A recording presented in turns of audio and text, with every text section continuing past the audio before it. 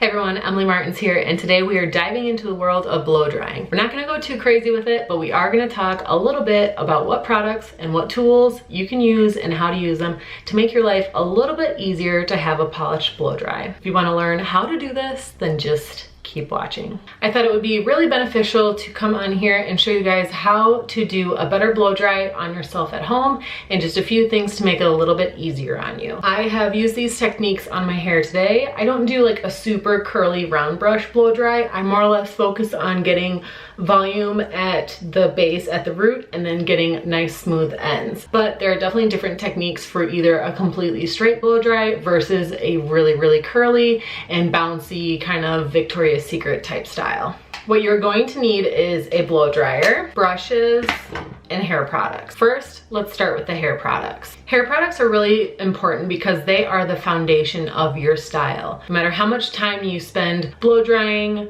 manipulating the direction it's going, how you curl your hair, and how you use the hot tools after the fact, if you don't have products in your hair to help support that style, you're really wasting your time. And I cannot stress that enough. Products really are the foundation to any style. We obviously need a heat protectant. That is very important.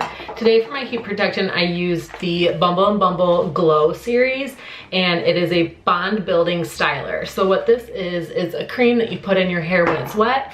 You pretty much rub it on your hands like it's lotion, rub mid shaft through ends, and this is gonna really help protect and give your hair shine. Next product that I am gonna go in with is the Dry Texture Mousse by Air Professional. The way I like to explain mousse to people is almost think of it as a hairspray, but with a touchable finish. So think of it, if you wanna really install and get built-in lift and volume and where you can lift it and it just kind of stays there, the main way to achieve that is by putting a volumizing product at the base and something that's gonna give you hold. And so by going in with a mousse, that's gonna allow you to do that. Specific mousse you put in your hands and you emulsify it into a cream and then apply it. So I really focus just right at the base of your hair, and that's gonna allow you to really get lift and volume if that's what you're looking for. Another product that I think a lot of people forget about is something to give your hair structure from the mid shaft down. So think of it as you've got something for your base, like your mousse, or some kind of gel that's really gonna help give some lift and volume there. But then if you forget about the rest of your hair is just gonna limp, fall flat, and not really do much. So by going in and using a styling cream or a gel, that's really gonna help give you structure and hold for the style that you're looking to get. So if you wanted a really like curly, voluminous blowout, you definitely need to have a product that's gonna give you that support and hold and longevity to support that style. My holy grail all-time favorite items is by Oribe. You guys know how much I love Oribe. We sell it in the salon, and their gel serum is honestly something I put in my hair every time it is wet and I'm gonna style it. Whether it's straight, curly, air dried it, anything, the gel serum is going in. One thing I really love about this is it's called gel serum, but it does not feel like a traditional gel whatsoever. Once you put this in and you run it through, it just gives your hair that feeling of like hold. I don't know, it's so hard for me to explain it, and it's really something that until I get it actually in my client's hair for them to understand what it feels like, it's like, oh, it's not a gel, but it is. It's got the hold of a gel, but I mean, I can't feel it. You know what I mean? It's also a great product for those of you who have really straight hair and want to kind of damp style your hair, whether you're like putting it in a braid or something like that. This is a really good product to help give you that hold and structure as your hair air dries. There are many other products that you can go in with. Those are just my main heavy hitters that I use when I'm doing any like type of styling in general.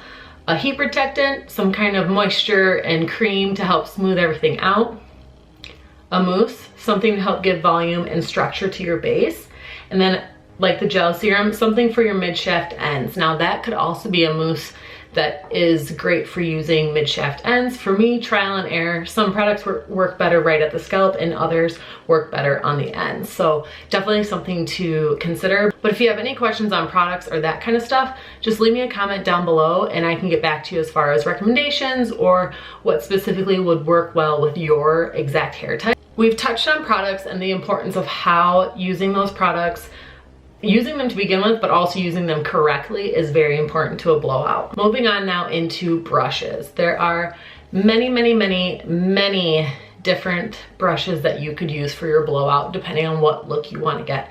So I'm going to give you a breakdown of kind of what different brushes you might see at the store if you're looking to pick something out, and maybe what you should grab versus something else. The first tool you're going to need is a wide tooth comb, or something that's going to be really gentle on wet hair. I'm sure so many people have them these days, the wet brush. The wet brush is a great product, especially if you are somebody that can't be bothered to have a bunch of different brushes or all these different tools. The wet brush is perfect. I love it. However, just be mindful when you are detangling your hair and it's wet, don't start up here and just rip through it. Always start on the ends and work your way higher and higher. If you are following that, a wet brush is a-okay. I don't have one with me right now, but a wide tooth comb is really gonna be the best product for you to use that first initial phase of detangling your hair. Fresh out of the shower, I'll get out and I'll spray a detangler directly onto my hair, and I'll run my fingers through it as kind of like my initial detangling. I'll bring out more water and try and get as much water out as I can, and then I'll brush through with a wet brush.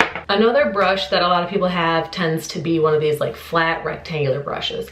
And these are really great because at the beginning of a blow dry, you really just want to manipulate the hair back and forth over any cowlicks or weird spots that lay funny if they air dry. You can really go in and kind of, it's called flat wrap, where you literally will wrap it flat over your head in different directions, and it helps just get, kind of think of it as like ironing out the kink. So if you have hair that wants to go this way naturally, but you want it to go this way, you're gonna manipulate the hair that way as you're drying it. So a brush that's big like this, that's flat, is gonna be nice to be able to just kind of work that hair back and forth. Now let's get to the fun stuff as far as an actual round brush. Now if you are really wanting to give yourself volume and kind of beveled under edges, you're definitely gonna wanna pick up a round brush. Excuse mine. There are really two main kinds. A bristle board brush, which is gonna have your natural hairs on it, and then something that is more of a synthetic, like a nylon type brush. Bristle board is gonna be a little bit more difficult to use starting out if you don't have a lot of experience, because what this is going to do is create the highest amount of tension on your hair, which means when you go to take a section and you go to pull through it, the bristles on a bristle board brush are going to grab onto that hair just a little bit more and give more tension and more resistance and more pull. For you curly haired or frizzy haired clients, this, once you get the hang of this, a bristle board is gonna really smooth and give you that shine. So if you can eventually get there and be able to handle without tangling too much, bristle board brush is gonna be your best friend. It's kind of up to you. Whereas starting out using something that just has synthetic nylon bristles is gonna be a heck of a lot easier, because when you go to comb through, it's just gonna go through just so much smoother. Whereas this one, you can see just the tension change. It's gonna pull and, you know, kind of pull on that hair a little bit more. So just starting out, definitely try out this one first. The bigger the brush, the harder it's going to be to get more of like a curl in it. You'll get a really nice smooth blowout, but the bigger the brush, the less curly it's gonna be and the more just voluminous and rounded it's gonna be. Besides brushes, another important tool you're gonna need is clips. I don't have my salon ones at home. Those are bomb. The YS Park ones are awesome because they just clip where you need them, hold the perfect, I just love them. But I've got these at home, they'll do. You're definitely going to want clips, because your best friend in this process before anything else is you just want to stay clean and organized. Now for me, I'm a little bit sloppier. I might just flip my hair over my head, do this side, flip it on this side, do it on the other, but you'll figure it out. But definitely starting out, more clips, more sectioning, all that's gonna help you just stay clean and organized and know exactly where you're gonna go with your blow dry. Obviously, you're gonna need a blow dryer, and definitely having one with a concentrator on the tip of it is so important. Just a little refresher for you guys. Think of your hair strand as a piece of fabric. The cuticle around that outer layer, when you're born and when your hair first starts growing, it's super smooth. It hasn't had any you know, chemical or mechanical wear on it. It's nice and smooth, and then, you know, as time goes on, you blow dry more, you use heat, you color your hair, you don't get a haircut, all this kind of stuff. The edge of that cuticle gets roughed up and eventually they kind of lay open. If you were to blow dry your hair upwards like this, think of it as like you're going against the cuticle. So instead of getting that cuticle to lay nice and flat and smooth, if you're going up against the grain that way, it's gonna make your hair do that same thing. So instead of having your hair lay down nice and smooth, it's gonna just be like rah everywhere, which is why a lot of people, when they air dry and their hair is blowing or rolling every which way, it's not smooth because of that exact reason. So for me, the main point of doing a nice sectioned, you know, section by section blow dry is to really just help lay down and smooth down the cuticle, which is why it is so important to have this. Whatever way you point it is going to direct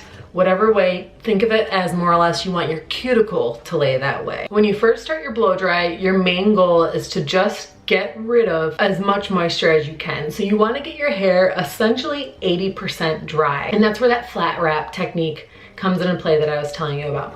You really want to direct the hair, and I focus this initial phase when I'm blow drying just at the base. So this is where you really could flip your head upside down and direct that lift and that volume wherever you want it to go. So if you want to have volume in the crown, blow everything forward.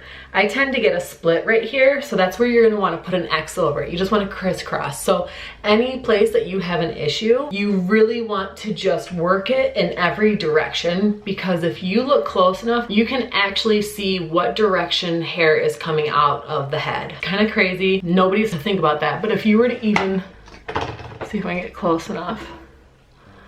If you look, these hairs here on me naturally grow this way. They naturally grow this way.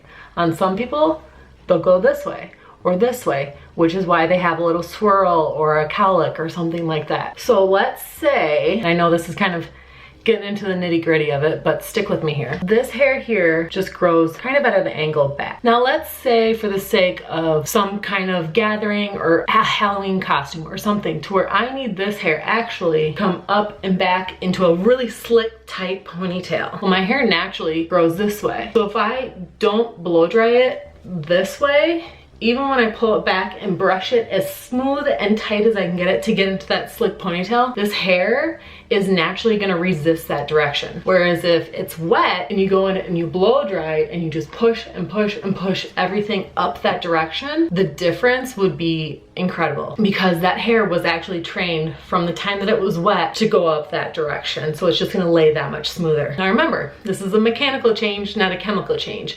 Chemical change would be like coloring your hair. Once you've done that, there's no turning back. Mechanical, this is gonna be where I can literally curl my hair, blow dry it, do whatever, get it wet, and it's gonna be back to its natural state. Kind of a little example of like when you go through and you have those problem areas where you wanna direct the hair to do the opposite of what it does naturally, that's kind of what I'm meaning by that. So if I had all these trouble areas, or let's say a swirl right here, you can go through and focus just on that area, and sometimes it's a matter of just going both directions on it with the brush. So if you have bangs, you know, sometimes it's about going this way and forward and really just working that hair in the direction that you want it to go, or kind of break the habit or the memory of the direction that it would naturally grow. You're gonna go through and you're just gonna rough blow dry everything. Like I said, get your hair about 80% dry.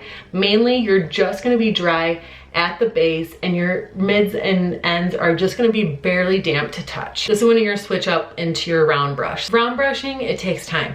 You really have to just focus on literally watch some TV and just twirl your brush.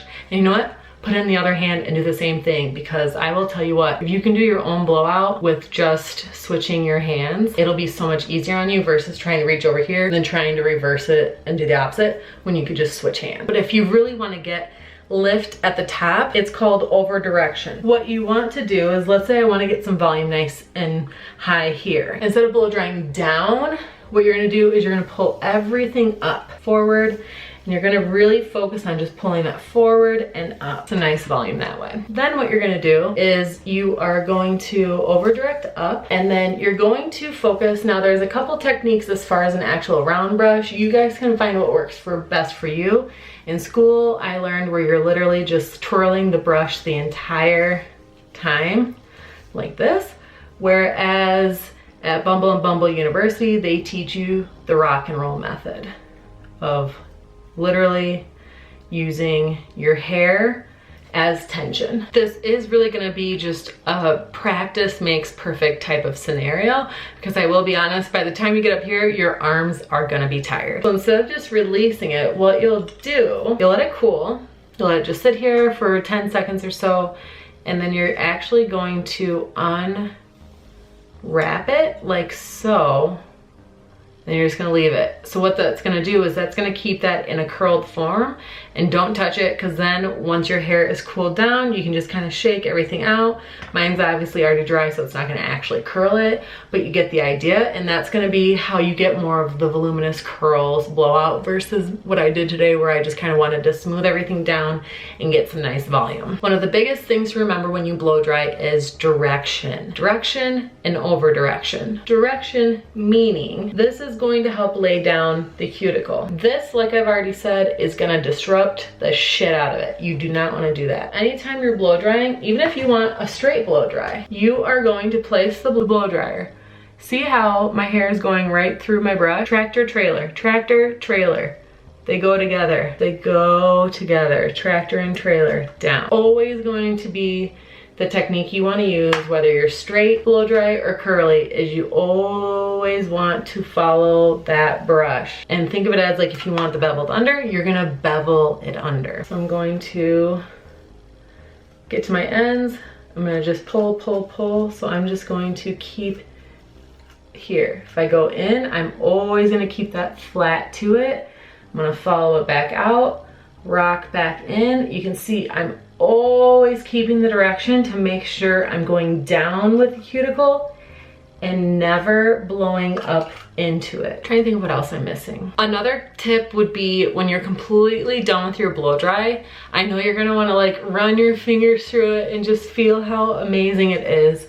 But don't do that, because you will ruin all your work if any of that hair is still warm whatsoever. That is my biggest tip with anything to do with like styling the hair in general, let alone blow dry, curling it, anything, is let your hair get cooled back down. That way it's really secure and in that state. And then when it's cooled, then you can go on and style it however. You can go ahead and do your blow dry, set some of the curls that you want with pins, and then you can do your makeup, and by the time you're done with your makeup, your hair will be ready to kind of like zhuzh and shake out and all that kind of stuff. I didn't want to go too in depth with this because I know a lot of people are just getting familiar with a blow dryer, even kind of doing a rough dry, so I didn't want to go too crazy in depth with it, but I hope this was enough information to kind of guide you at least with some steps to take to help give your blow dry a little bit more. Pay attention to what product you're using, pay attention to where you're starting at. If your hair is too wet to begin with and you're trying to round brush and get in there with one of these, it's not happening. So don't forget, get your hair down to about 80% dry, mainly at the root. Then once you get down to 80% dry, focus on your mid shaft to ends.